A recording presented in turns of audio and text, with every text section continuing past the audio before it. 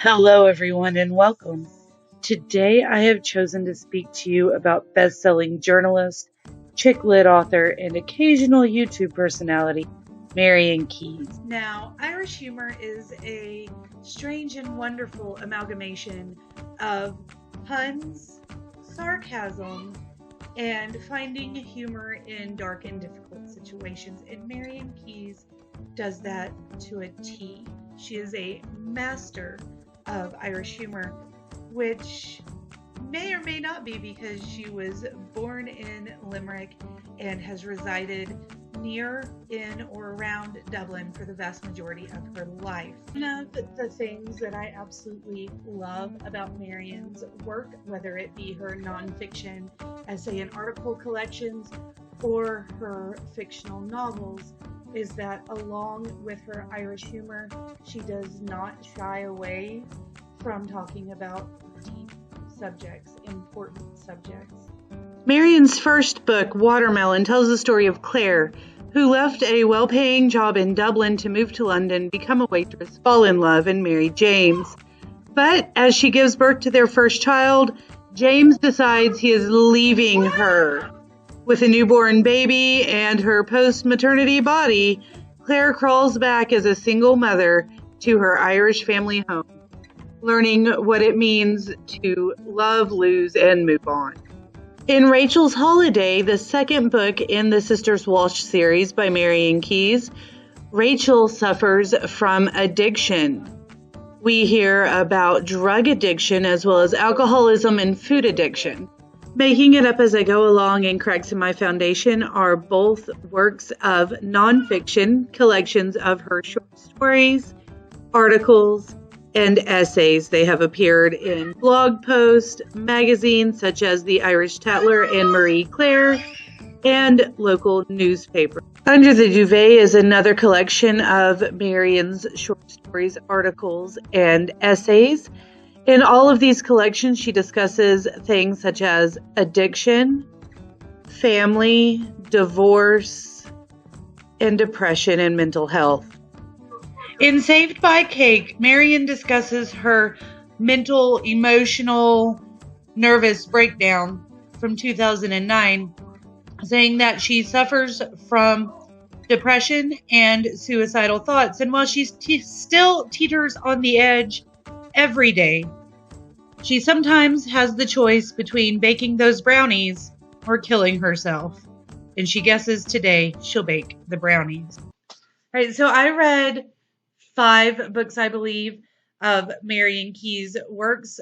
4 of them were nonfictions, and then I read Rachel's Holiday, which is one of her earlier fictions. If I had more time, I would have read many, many more. I'm definitely going to continue my journey with her as an author.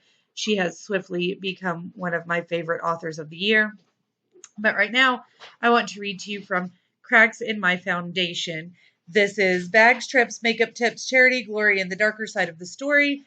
And this is essays and short stories. This side is essays, and then this side is short stories, and they have slightly different coloring, so you can tell where one ends and the other begins. I just spent far too much time when I first got this in the mail flipping it over and cackling to myself. But that doesn't matter right now. What matters is that I'm going to read to you from an essay entitled Your Bad Health. Most of my life, I've enjoyed bad health. I developed a bad ear infection necessitating antibiotics most Thursdays, and I get everything that's going, every cold, every bug, every virus. I usually manage to give it my own special twist. I can take an ordinary cold and via some cunning add-ons like a strep throat, I can parlay it into something really dramatic and croaky voiced.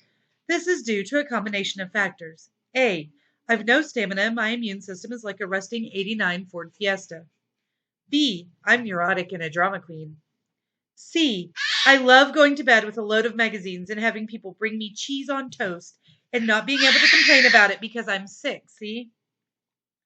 D. I'm extremely suggestible. If I hear of anyone else being unwell, I start to develop their symptoms, which is fine when it's an upset stomach or labor pains, but more of a challenge when it's a twisted testicle. I would also like to read to you from the middle of one of my favorite essays in Making It Up as I Go Along, Notes from a Small Woman. The essay is entitled My Chanel Nail Varnish Museum. She says, a chat with the salesperson established that it was a limited edition Chanel nail varnish called Nouvelle Vague, and himself was so relieved to see me excited about something that he bought it for me. And right away, I was in the grip of another addiction. I've no end of addictions: alcohol, sugar, Twitter, sleep, box sets, spending money. I could probably get addicted to paper bags if I put a bit of effort into it.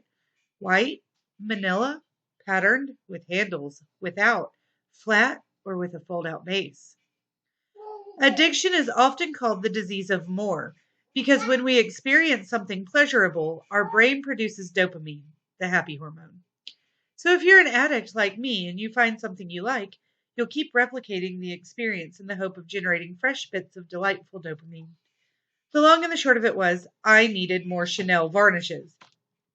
I also wanted to leave you with a couple of quotes from Rachel's Holiday. I don't own my own physical copy yet. I listened to that one on audiobook, but there are some great lines, and I'm just going to leave you with a couple of my favorites.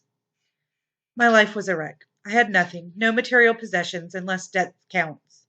14 pairs of shoes that were too small for me was all I had to show after a lifetime of profligate spending.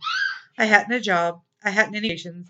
I had achieved nothing with my life. I'd never really been happy, and I had no husband or boyfriend. Another one was, I'd always felt that there was only a finite amount of good fortune in the universe to go round. She liked to pretend that she liked everyone in the hope it might help her jump in the line into heaven. I wanted to show her how disgusted I was by not eating a thing, but a chocolate cookie is a chocolate cookie. I noticed that he had small hands and, worse again, small feet. You could barely see his shoes under the cuffs of his trousers. I hated men with small hands and feet. It made them seem very unmanly, like imps or gnomes. So those were just a couple of my favorite quotes from Rachel's Holiday. Those are not quite as hilarious as the short snippets from the essays might be, but when viewed in the entire situation, everything that's going on around it, those are ones that made me both feel for the main character, Rachel Walsh, and also catch a few giggles along the way. As I leave you today, I hope that you have enjoyed learning about Marian Keyes, both in the video and the biography paper that is linked below. I do hope that if you haven't read her, you will decide to go and give her a shot. I would highly suggest her essays. Like I said, I've only read one of her fiction novels, but I would highly suggest that one as well. And before I go, I want to leave you with one extra little tidbit. When Marian moved to London and became a waitress, she moved in with her friend Connor, who was a gay man in London in the 80s. So, a lot of her friends were part of the gay fashion drag queen kind of that scene that was going on. And in another of her essays, and Making It Up as I Go Along, she talks about getting ready to go home and having to ride the ship from London to Ireland. And the boys had gotten her dressed for the occasion because in the 80s you would get dressed for the occasion. So they take her down, they escort her to go get on the ship. And there's a bunch of workmen with their like cardboard suitcases heading home to Ireland. And there's a nun. And then here she is in this floor length cape and boots and this hat that the boys have created for her and put on her head, just surrounded by a group of men from that walk of life. And for me, that just makes it funnier and kind of helps me to kind of get to know Marian a little more. So I wanted to share that with you guys. Thank you all for watching. Stay safe. Bye.